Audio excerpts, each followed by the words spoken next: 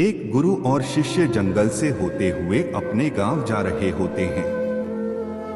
अंधेरा काफी हो चुका था। शिष्य ने अपने गुरु से कहा कि गुरु जी, काफी रात हो चुकी है, अगर आप कहे तो आज की रात यही आसपास के किसी गांव में गुजार ले। गुरु जी ने अपना सर हिलाया और वो आसपास के गांव में एक छोटे से घर के पास जाकर रुके। अब जैसे ही वहां गए तो गुरुजी के शिष्य ने दरवाजा ठकठकाया। उस घर से एक गरीब आदमी बाहर आया। गुरुजी ने बोला, हम अपने गांव जा रहे थे, लेकिन काफी रात होने के वजह से हमने इसी गांव में रुकने को सोचा। क्या हम आज रात आपके यहाँ रुक सकते हैं? गरीब आदमी बोला, हाँ क्यों नहीं, आप दोनों अंदर आ जाइए। अब जैसे ही गुरुजी अंदर गए, उन्होंने देखा कि उस आदमी के घर में बहुत ज्यादा गरीबी थी। गुरुजी ने उससे पूछा कि आप काम क्या करते हो?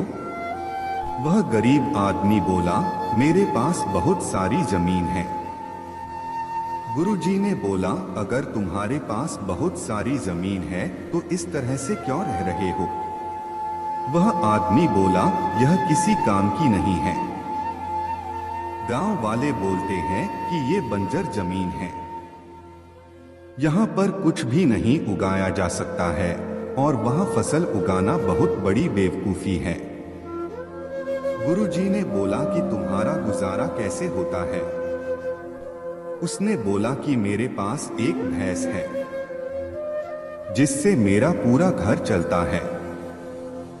ये सुनने के बाद गुरुजी सो जाते हैं और रात में जब सब लोग सो रहे होते हैं तब गुरुजी अपने शिष्य को उठाते हैं और उस गरीब आदमी की भैंस लेकर अपने गांव चले जाते हैं।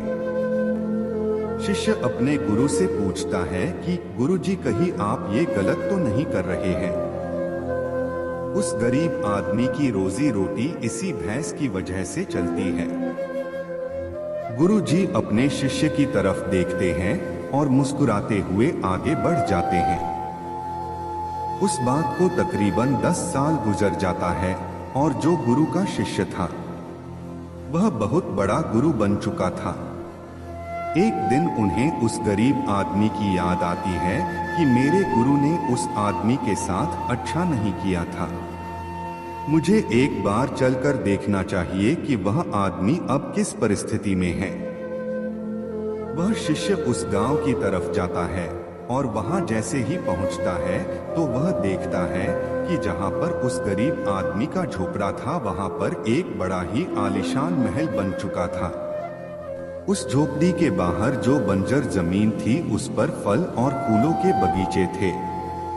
तभी उधर से उस घर का मालिक आता है। शिष्य उसे पहचान लेता है और उस आदमी को बोलता है, तुमने मुझे पहचाना?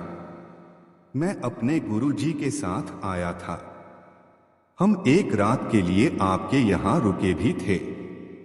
वह आदमी उसे पहचान लेता है और बोलता है कि उस रात आप कहाँ चले गए थे? उस रात के बाद ही मेरी भैंस कहीं चली गई। मेरे पास कोई रास्ता नहीं था तो मैंने अपने जमीन पर मेहनत की और फसल निकल आई। आज मैं इस गांव का सबसे बड़ा और सबसे अमीर आदमी बन चुका हूं। ये सुनने के बाद शिष्य के आंखों में अपने गुरुजी के लिए आंसू आ गए। उसे ये बात अब समझ आई और वो रोने लगा। इस कहानी से हमें ये सीख मिलती है कि हमारे अंदर ऐसी बहुत सी टैलेंट छुपी हुई है, लेकिन हमें कोई ना कोई चीज रोक कर रखी है। वो आपके परिवार वाले भी हो सकते हैं, आपकी नौकरी भी हो सकती है, कुछ और भी हो सकता है। देखिए, कहीं आपके पास भी तो भैंस की जैसी कोई दूसरी चीज तो नहीं है जिसने आपको आगे बढ़ने से रोक कर रखा है। अगर आपको ये कहानी पसंद आई तो वीडियो को लाइक जरूर करें।